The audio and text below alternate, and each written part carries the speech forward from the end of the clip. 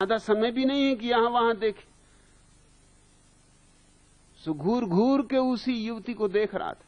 बचना भी चाहता था क्योंकि पत्नी साथ थी। इधर उधर भी देखता था मगर देखता उसी को था। हमारे पास एक शब्द है लुच्चा। लुच्चा का मतलब समझते हो?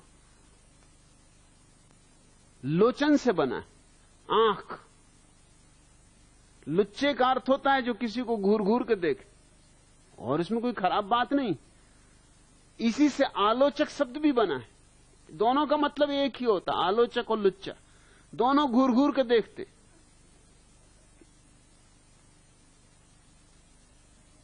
उस युवती ने थोड़ी देर बाद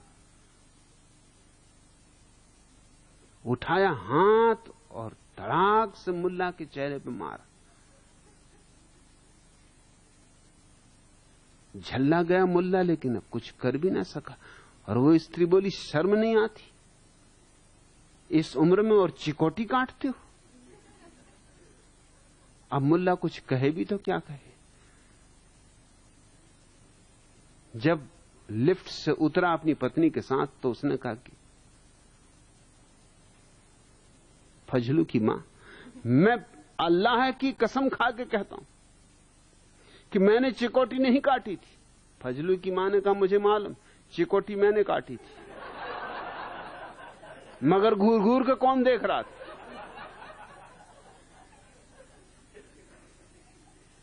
तुम्हें व्यर्थ अल्लाह की कसम खाने की कोई जरूरत नहीं। मुझे पक्का पता कि चिकोटी किसने काटी थी। मैंने काटी थी, मगर काटनी पड़ी क्योंकि तो चांटा कैसे पड़ा था। प्रेम में कुछ बुराई नहीं है, सौंदर्य के स्वीकार में कोई बुराई नहीं है। हां, मोह में बुराई है, लेकिन हम मोह के भय से प्रेम को ही काट गए। अंग्रेजी में कहावत है ना कि बच्चे को नहलाओ तो फिर गंदे पानी के साथ बच्चे को मत फेंक देना। लेकिन हमने गंदे पानी के साथ बच्चे को भी फेंक दिया। हमने प्रेम को फेंक दिया मोह के डर में, क्योंकि प्रेम रहेगा तो कहीं मोह पैदा ना हो जाए। और हमने धन को फेंक दिया लोभ के डर में कि कहीं धन हुआ तो लोभ ना पैदा हो जाए। मगर तब फिर हम सूख गए। न प्रेम रहा, न संपदा रही। बाहर की संपदा भी गई और भीतर की संपदा भी गई। प्रेम भीतर की संपदा है और धन बाहर की संपदा है। दोनों गंवा के हम बैठे। और इसलिए अगर मैं आज तुमसे कहूं कि रामकृष्ण के इन उपदेशों से मैं राजी नहीं, तो बेचैनी होती, क्योंकि रामकृष्ण तुम्हारे लिए परमहंस है। वो जो कहें सो परम वाक्य। अगर मैं आज तुमसे कहूं कि मैं राजी नहीं हूं महावीर का महल को छोड़कर जाना या बुद्ध का राजपाट छोड़ना, इससे मैं राजी नहीं। मैं तो पसंद करता कि महावीर रुके होते महलों में और राज्य को रूपांतरित किया होता। क्षमता थी उनके पास, प्रतिभा थी उनके पास। चाहते तो उस राज्य को जिसकी मालकियत उन्हें मिली थी संपदा से भर देते, विज्ञान से भर देते, मगर वह तो न किया, छोड़ के भाग गए। इससे गरीबों की गरीबी न मिटी, दुखियों का दुख न मिटा। बुद्ध छोड़ के चले गए। इस देश में जिसके पास प्रतिभा थी वो छोड़ के भाग गया।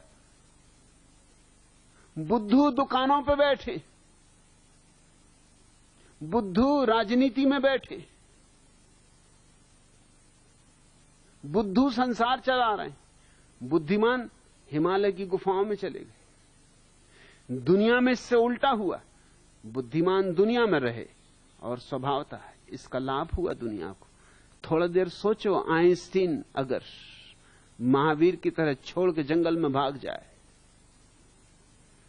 तो माना कि जरूर थोड़ी शांति अनुभव करेगा वहां, लेकिन संसार का कितना अहित हो जाएगा इसका कुछ हिसाब है। अगर एडिशन भाग गया होता दुनिया से तो बिजली ना होती, रेडियो ना होता, टेलीफोन ना होता। 1000 आविष्कार किए एडिशन, लेकिन एडिशन को तुम उतना आदर नहीं दोगे जितना महावीर को दोगे, क्योंकि महावीर ने क्या किया? नग्न खड़े हो गए।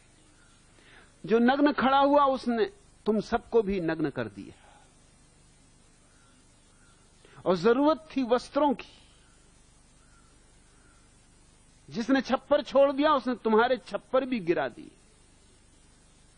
और जरूरत थी छप्परों की। हमें अपने मूल्यांकन बदलने होंगे।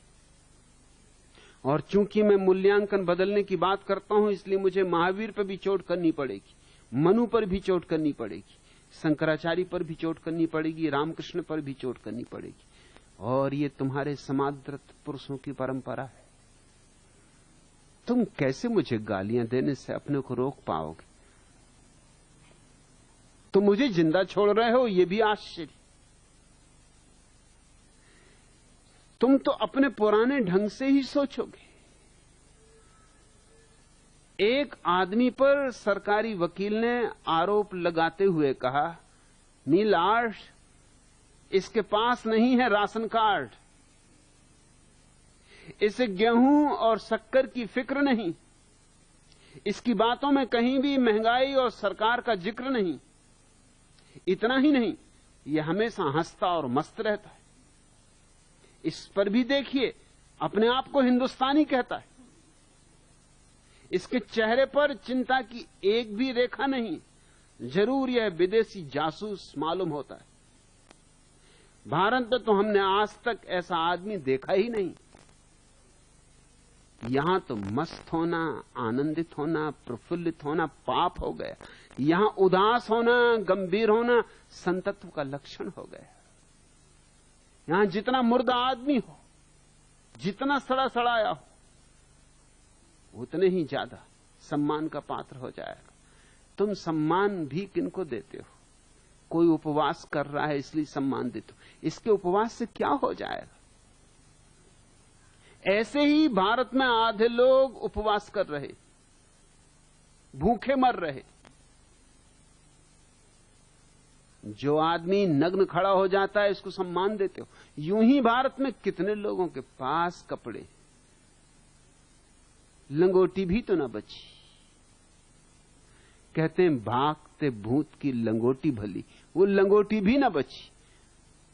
भूत को भागे भी न मालूम कितने हजार साल हो गए, ढूंढोगे भी तो लंगोटी पाना मुश्किल है। मगर कोई आदमी अगर नग्न खड़ा हो जाए तो तुम्हारे समादर का पात्र हो जाता है। तुम गदगद हो जाते, तुम फूल की मालाएं लेके तत्काल स्वागत के लिए राजी हो जाते। तुम्हारे हृदय में एकदम सुस्वागतम लिख जाता। तुम्हारे हृदय के पट एकदम से खुल जाते कि पधारो महाराज, अन्न जल शुद्ध, पधारो, विराजो। तुम गलत जीवन दृष्टि में इतने ज्यादा रंग गए हो कि आज मैं तुमसे जो कह रहा हूं वो तुम कुछ का कुछ समझ लेते हो। शिष्या को समझा रहे त्रिगुणाचारी त्रिशूल, डैडी कहने की प्रथा संस्कृति के प्रतिकूल, संस्कृति के प्रतिकूल लाडली लड़की बोली, करके नीची नजर मंद्र मस्तक में बोली, कहूं पिताजी तो यह कठिनाई आती, टकराते हैं ओंठ, लिपस्टिक हट जाती।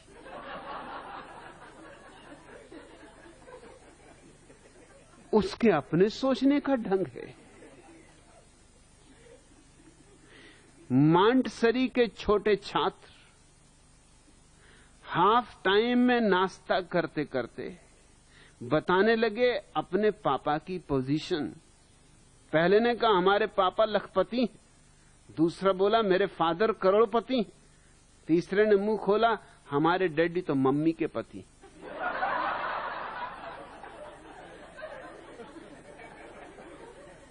होली का गुलाल मलते हुए बोले, एक हीरो छाप देवर हम तुम एक कमरे में बंद हों और खो जाए चाबी तो क्या होगा भाभी? होगा क्या लाला? तोड़वाना पड़ेगा 3 रुपए का ताला। मैं कुछ कहूंगा, तुम कुछ सुनोगे, और कसूर तुम्हारा भी क्या? तुम्हारी भाषा निर्णीत हो गई, तुम्हारे संस्कार सुस्थिर हो गए, जड़ हो गए। ये पानी पे खींची लकीरें न रही, पत्थर पे लिखावटें हो गई।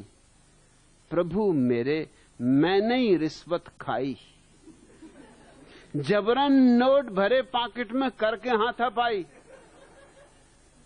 मोही फसाई के सफा निकसी गयो सेठ बड़ो हर जाई। भोजन भजन न कछु सुहावे, आई रही उबकाई। देव दबाए केस को भगवन, कर ले आध बटाई। कह काका तब बेहस प्रभु ने लियो कंठ लिपटाई। प्रभु मेरे, मैंने रिश्वत खाई। तुम भजन भी करोगे तो भी तो तुम्हारी ही दृष्टि से निकलेगा, तुम गीत भी गुनगुनाओगे तो भी तो तुम्हारे ही प्राणों से उठेगा।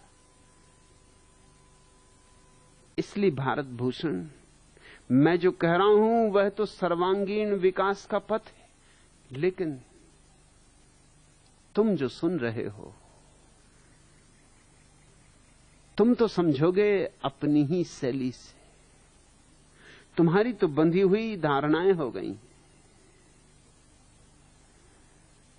ये भारत की नकारात्मक दृष्टि बदलनी होगी, इसे विधायकता देनी जरूरी है। जीवन को निराशा से हटाना है और आशा देनी जरूरी है। कहो कि संसार उतना ही सत्य है जितना आत्मा, देह उतनी ही सत्य है जितनी चेतना। तब विज्ञान और धर्म दोनों साथ साथ चल सकते हैं, साथ साथ ही चलने चाहिए। जैसे पक्षी उड़े तो 2 पंख चाहिए, 2 पंखों के बिना पक्षी न उड़ सकेगा, 2 पंख होंगे तो ही उड़ेगा। एक पंख होगा तो कैसे उड़ेगा? लाख तड़फे, उड़ना चाहे मगर गिरेगा।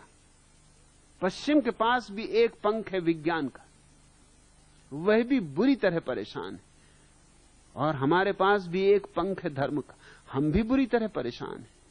ये समय है जब हम एक दूसरे से सीख लें। पूर्व और पश्चिम मिल जाने चाहिए, विज्ञान और धर्म जुड़ जाने चाहिए। भविष्य इस पर ही निर्भर होगा, इसी योग पर। इसको मैं महायोग कहता हूं, विज्ञान और धर्म का मिल जाना। और तभी तुम भीतर भी आनंद को उपलब्ध होगे और बाहर भी। दोनों आनंदों में विरोध नहीं, सच पूछो तो दोनों आनंदों में सामंजस्य है। बाहर का आनंद भीतर के आनंद के लिए भूमिका बनता है। इसलिए मैं तुम्हें संसार छोड़ने को नहीं कहता, संसार को जीने की कला सीखने को कहता हूं। मेरा सन्यास त्याग नहीं, भोग की कला है। चौंकोगे तुम, क्योंकि सदियों से तुमने सुना सन्यास यानी त्याग, और मैं कहता हूं सन्यास यानी भोग की कला। हां, अगर बिना कला के भोगो तो पशु जैसे हो जाते हो, और बिना कला के भागो तो सिर्फ कायर हो। जिसको कला आती उसे भागना भी नहीं पड़ता और पशु भी नहीं होना पड़ता, उसके जीवन में महाक्रांति घटित होती। वो जल में कमलवत, यही संसार में, इसकी पूरी समृद्धि में यूं जीता है जैसे कुछ भी न छूता हो। माना कि ये काजल की कोठली, लेकिन इससे गुजरने का ढंग भी। कबीर गुजरे तो तुम भी गुजर सकते हो, मैं गुजर रहा हूं तो तुम भी गुजर सकते हो। कबीर ने कहा, ज्यों की त्यों धर दीनी चदरिया, खूब जतन से ओढ़ी रे कबीरा। जरा भी मैली न होने दी, काजल लग ही न पाया। इसमें क्या खूबी है कि भाग गए काजल की कोठरी से ही न निकले और वस्त्र सफेद रहे? इसमें क्या कला है, इसमें क्या प्रतिभा है? और काजल की कोठरी से निकले, कपड़े ही काले न हुए, खुद भी काले हो गए, इसमें भी कोई कला नहीं। कला तो इसमें है कि काजल की कोठरी से निकलो और जरा सा भी दाग न लग पाए, बेदाग निकल आओ। और तभी मैं कहता हूं तुम इस योग्य होगे कि परमात्मा ने तुम्हें जो जीवन दिया था उसको धन्यवाद पूर्वक वापस कर सको, कह सको कि धन्यवादी हूं कि तुमने एक अपूर्व अवसर दिया जागने का, होश संभालने का, ध्यान का।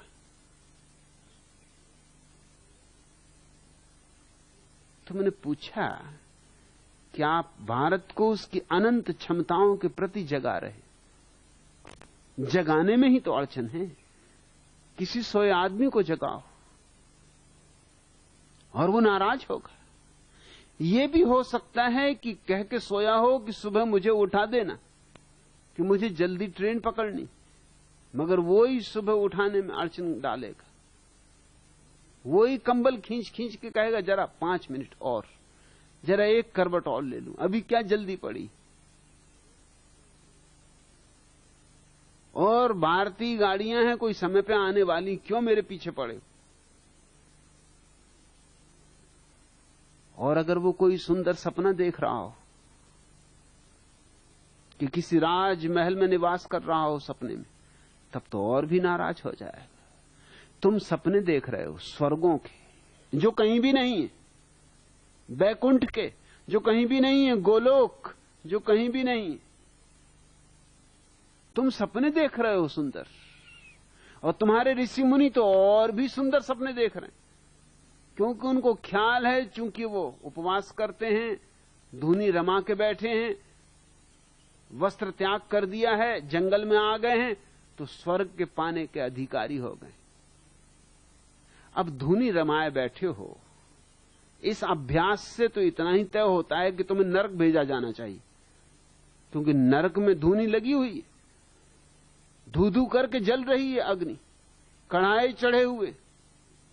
स्वभावता जो लोग ठीक गहरे अभ्यासी, उनको ही भेजा जाएगा। गैर अभ्यासियों को भेज के वहां क्या करोगे? ये तो सीधा गणित है कि अगर तुम इंजीनियर हो तो इंजीनियर का काम मिलेगा, अगर डॉक्टर हो तो डॉक्टर का काम मिलेगा। पढ़ो तो इंजीनियरी और हो जाओ डॉक्टर, तो जान लोगे लोगों की, खुद भी मुसीबत में पड़ोगे, लोगों को भी मुसीबत में डालोगे। जो धूनी लमा रमाए बैठे, धूप में अपने को सता रहे हैं, कांटे बिछा के लेटे, अगर कहीं कोई नरक होगा तो उसी का तो अभ्यास कर रहे हैं। इनको स्वर्ग भेजने की कोई जरूरत भी नहीं है। ये स्वर्ग में करेंगे क्या? मैंने सुना है एक आदमी सर्कस में काम करता था, उसका काम ही यही था कि खीले के बिस्तर पर सोता था, नुकीले खीले कि हाथ को चूझाएं तो लहू लुहान कर दें, वो उस पर सोता था। उसकी भी कला है, क्योंकि तुम्हारी पीठ में इस तरह के बिंदु हैं जहां कोई संवेदना नहीं होती। अगर भरोसा ना हो तो घर में किसी को भी, अपनी पत्नी को कहना, उसको भी थोड़ा मजा आएगा कि सुई लेके तुम्हारी पीठ में चुभाए। जहां जहां तुम्हें पीड़ा मालूम हो कहना राम राम, और जहां जहां पीड़ा तुम्हें पता ही न चले कि सुई चुभाई गई, वहां वो निशान लगाती जाए। तुम्हारी पीठ पर ऐसे बहुत से बिंदु हैं जहां तुम्हें अनुभव ही नहीं होगा कि सुई चुभाई गई। वहां कोई संवेदनशीलता नहीं, बस उन्हीं बिंदुओं को संभालने की बात होती। कांटे उन्हीं बिंदुओं को छूते, बिस्तर ऐसे बनाना पड़ता है कि कांटे उन्हीं बिंदुओं को छुए। अब यह आदमी रोज यही धंधा करता था सर्कस में। एक दिन छुट्टी पर आराम कर रहा था घर, उसकी पत्नी देख के हैरान हुई, क्योंकि वो कांटे का बिस्तर लगा रहा था, वही खीले का बिस्तर। पत्नी ने कहा क्या कर रहे हैं, आज तो छुट्टी। उसने कहा छुट्टी तो, मगर मैं सोऊं कैसे, अभ्यास जो हो गया। जब तक इस खीलियों वाले बिस्तर पर लेटूंगा नहीं, मैं सो नहीं पाऊंगा। अभ्यास बड़ी चीज है। तुम्हारे ऋषि मुनियों को तो नरक भेजा ही जाना चाहिए। अगर कहीं कोई नरक है तो निश्चित ही ऋषि मुनियों के लिए बनाया गया। इतना बेचारा अभ्यास कर रहे हैं, सब बेकार ही अभ्यास जाएगा पानी में। स्वर्ग में ये करेंगे क्या, वहां जाके कांटे बिछाएंगे, स्वर्ग में जाके धूनी रमाएंगे, स्वर्ग में जाके नंगे घूमेंगे। स्वर्ग में इनकी क्या जरूरत है।